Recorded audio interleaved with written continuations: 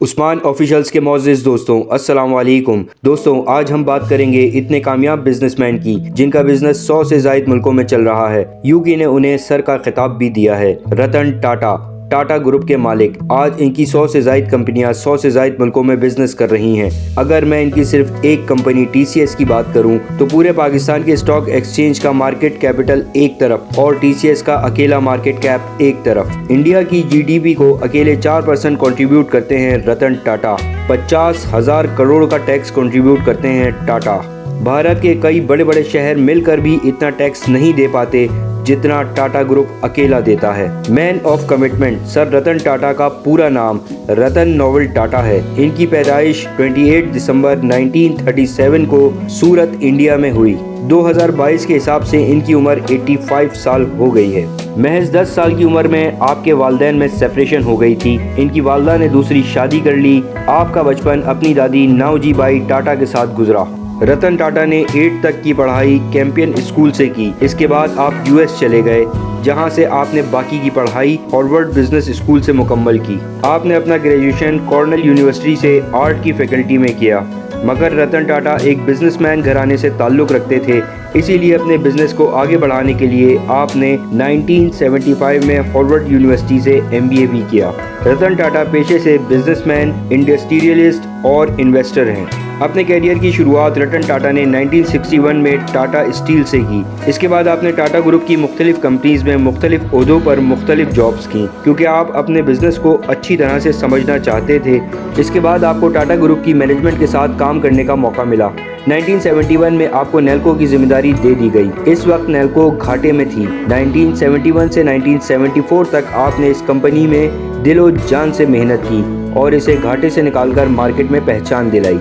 मगर बाद में कुछ इश्यूज की वजह से इस कंपनी को बंद कर दिया गया। ये रतन टाटा की जिंदगी का पहला फेलियर था, मगर आपके अज़ाइम बुलंद थे। आपने हार नहीं मानी। इसके बाद आपने अपनी एक और कंपनी जो ऑलरेडी नुकसान में थी, टाटा एक्सप्रेस मिल को खड़ा करने की कोशिश की, मगर यहाँ भी आपको कामयाबी न मिल सकी और ये कंपनी भी बंद हो गई। 1991 में रतन टाटा को टाटा ग्रुप ऑफ कंपनीज का चेयरमैन बना दिया गया।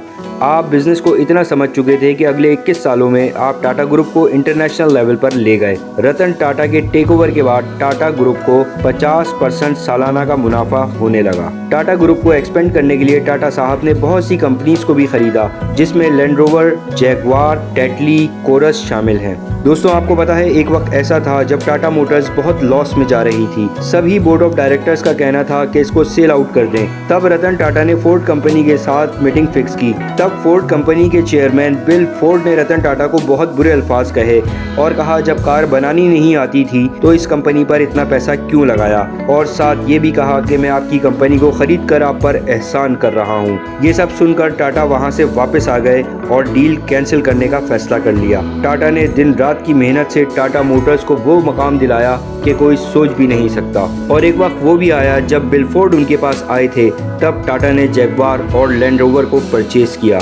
2015 में आपने चाइना की फेमस कंपनी स्वामी और अमेरिकन एक्सप्रेस के साथ पार्टनरशिप की। इसके अलावा भी उन्होंने कई इंटरनेशनल कंपनीज के साथ पार्टनरशिप की हुई है। दोस्तों, इंडिया की GDP में टाटा रीढ़ की हड्डी की मानंद है। टाटा TCS से 7,545.67 बिलियन इंडियन रुपीस का रेवेन्यू जनरेट करते हैं। इसके अलावा टाटा स्टील से पर मंथ 16,000 करोड़ का रेवेन्यू जनरेट करते हैं। टाटा मोटर्स लिमिटेड जो दुनिया के 175 ममालिक में काम कर रही है और इसकी कमाई पर मंथ 290,000 करोड़ है। इस तरह की और भी रतन टाटा की 100 से ज़ायद कंपनीज और पार्टनरशिप हैं। आपको पता है टाटा ग्रुप के टोटल एम्प्लॉयज की तादाद 7.5 लाख है, जो भूटान की कुल आबादी से ज्यादा है। मतलब एक पूरे मुल्क जितने लोगों की जिम्मेदारी रतन टाटा पर है। रतन टाटा एक अजीम फिलैंथ्रोपिस्ट हैं। ये अपनी इनकम का 66%, जी हाँ 66% health, nutrition, education, water reservation और स्किल डेवलपमेंट पर खर्च करते हैं। आपको पता है रतन टाटा ने कोविड में 2,500 करोड़ रुपए का डोनेशन दिया था। रतन टाटा का कहना है, leadership is not a position,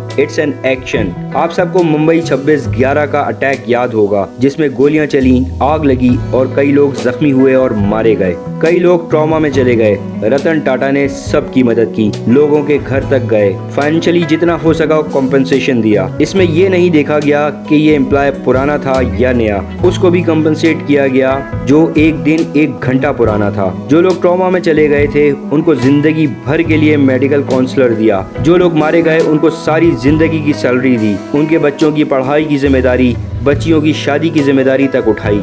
ये किया रतन टाटा ने ताज के एम्प्लॉयज के साथ। मगर हैरान कर देने वाली बात क्या थी, होटल से बाहर जो पुलिस वाले जख्मी हुए या मारे गए उनको भी कंपनसेशन दिया गया। इवन रागीर, पान वाला, रेडी वाला, इनमें से भी जो अफेक्ट हुआ उसको भी मुआवजा दिया गया। ये सब कुछ आपने फकत 20 दिन में कर लिया था। वहीं एक बच्ची थी देविका, जिसकी टांग में गोली लगी थी और इसी बच्ची ने कोर्ट में अजमल कसाब की शनाख्त की थी, जिसकी जिम्मेदारी गवर्नमेंट ने ली थी। आज 2022 है जनाब, 2008 से 2022 तक आज भी गवर्नमेंट इस बच्ची को कॉम्पनसेशन नहीं दे सकी। दोस्तों, अब बात करते हैं रतन टाटा की पर्सनल लाइफ के बारे में। रतन टाटा ने सारी जिंदगी शादी नहीं की। पता है क्यों? सिर्फ अपने किए हुए एक वादे की पासदारी के लिए। जब रतन टाटा यूएस में थे तब उनको एक लड़की से प्यार हो गया था, मगर उनकी दादी की तबीयत अचानक खराब हुई और दादी ने रतन टाटा को वापस इंडिया आने को कहा। रतन साहब ने लड़की को भी चलने को कहा, मगर उस वक्त इंडिया हालत जंग में था, इसीलिए उस लड़की के पेरेंट्स ने उसको आने की इजाजत ना दी। कुछ अरसे बाद पता चला कि उसने कहीं और शादी कर ली, मगर रतन टाटा आज भी अपना वादा,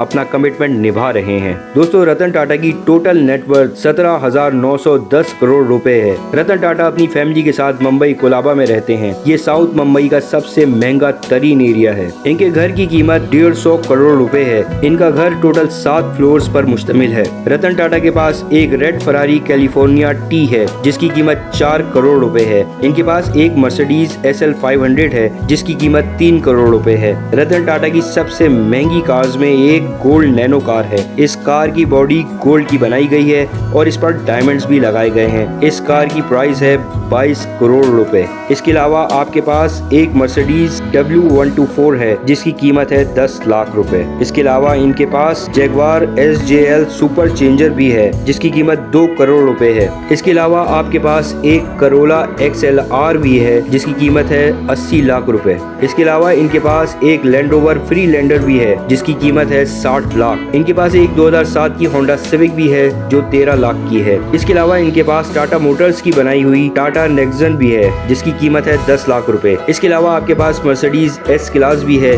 जिसकी कीमत है 2 करोड़ रुपए। रतन टाटा के पास अपना प्राइवेट जेट फैल्कन 2000 भी है, जिसकी कीमत है 215 करोड़। इस प्लेन में किचन, वॉशरूम, बेडरूम सब मौजूद है। आप अपनी बिजनेस मीटिंग्स में सफर के लिए इसी को इस्तेमाल करते हैं। दोस्तों, हमारी वीडियो कैसी लगी है कमेंट्स में बताकर अपनी राय का इजहार जरूर कीजिए और वीडियो अच्छी लगी हो तो चैनल को सब्सक्राइब, वीडियो को लाइक और शेयर जरूर करें।